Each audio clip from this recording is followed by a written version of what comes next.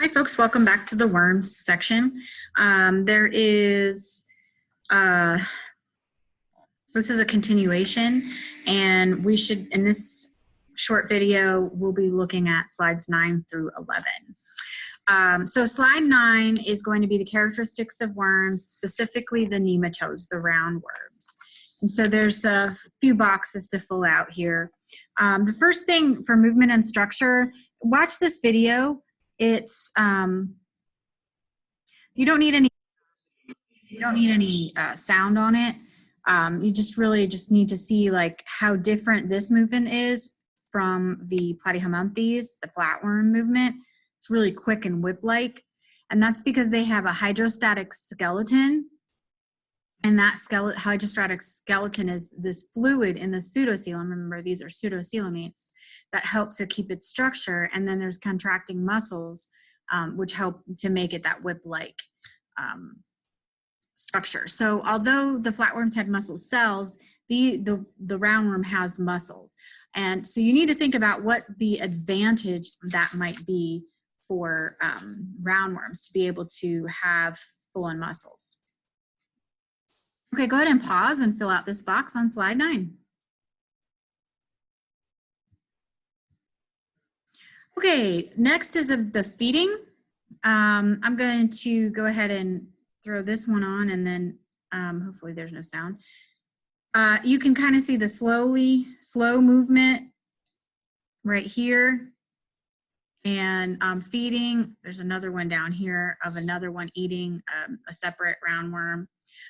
You can see that there is a mouth. There's a mouth side, and they have specialized mouth parts that can capture the prey and move it in one direction.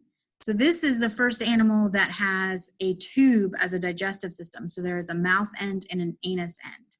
So the grasping mouth parts capture the prey in through the mouth, and it moves it in one direction through a digestive tract, the wastes leaving through the anus. And so you need to think about why might that be an advantage for an animal to have two openings rather than one. Go ahead and pause and fill out this box in the slide 9. Okay, the nematodes, respiration, circulation, and excretion. If you remember your SpongeBob, those little guys, those are the nematodes. So those are the roundworms. Diffusion is how items are circulated. So here, nutrients and waste just diffuse right through. Just from your biology, remember diffusion again. And so you just need to fill that out on slide 9. It's just one question for this one. Okay, the response, there are specialized nerve cells called ganglia, and then they have nerves that are extending from the head and run the length of the body. So this ganglia with the nerves help the roundworm to respond to its environment. So this is a pretty simple nervous system. It doesn't have pain receptors. There's no, eyes to detect light or colors or anything like that. And so why might that be an advantage to this kind of an animal? Go ahead and pause and finish up all of slide 9, and I'll meet you on slide 10. Okay, the reproduction of the nematodes is pretty complicated. So that's why it has its own slide. Roundworms are sexually reproducing. There's usually separate sexes and internal fertilization. If you look at this, you can see that internal fertilization, you can see that the worms are inside of this adult, okay? And that is ovoviparity, the idea that there are these live worms inside of the adults. Let's look at not only the reproduction, but we need to look at the life cycle along with the reproduction function in these worms. So you will see this sort of generalized life cycle on slide 10. And what you want to do is kind of just generally fill this in as we go through some of the rest of these slides. So we're going to go through several life cycles of different roundworms, and then you can kind of keep slide 10 and sort of think about what might go in these boxes. So this is a liver fluke, and if you kind of see where it might start, so those people that are in infected waters will have the liver fluke burrow in through the skin, and then the liver fluke goes to the blood vessels of the host where it matures, and then embryos are released and passed out of the body with the feces. So if embryos are in the water, so if these embryos get into the water, they actually find snails. Snails are the intermediate host. An intermediate host is an organism in which the parasite reproduces asexually, and it's not necessarily the feeding host. So the human is the feeding host. The snail is the intermediate host in this example. And so that they're released into the water. The flukes are in the water, and so they reinfect humans. And it's just a cycle. Roundworms. So, if you've ever had a puppy, they have,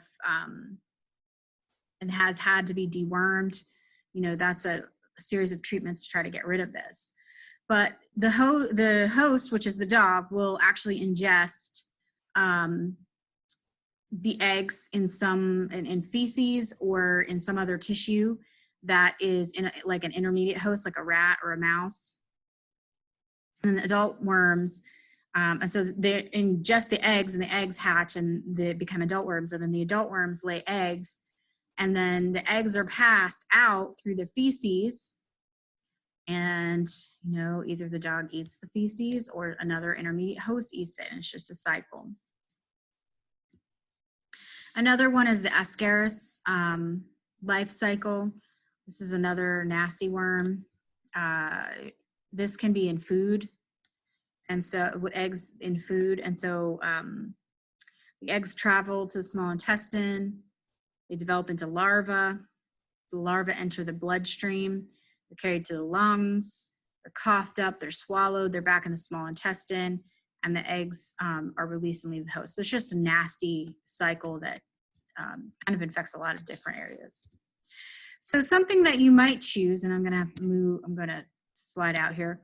Something that you might have said in your slide 10 is the eggs are laid, the larvae, which are usually free living, they enter an intermediate host, and then the intermediate host where the parasite lays dormant, and then it becomes an adult in some kind of host. So this is kind of a generic one, and it doesn't necessarily mean that this is that there's not sometimes some offshoots or a separate cycle, but this is just kind of general to kind of get us into the right mindset of how these nematodes need a host. They actually survive in hosts.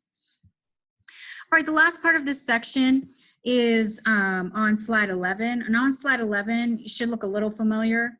You're going to be going through the different classes of Platyhelminthes. So there's 3 classes of, there's more than 3, but these are 3 big ones. Turbellaria, Cestoda, and Trematoda. And you're going to be looking for examples and pictures of that. And then the nematodes, Dorilaimida, Inoplea, and C. Cerniantia. This is an old classification. There's like newer classification names, but this one kind of encompassed everything I wanted you to know. So there's still information about that. All right, good luck. You should be up and done and up to including slide 11.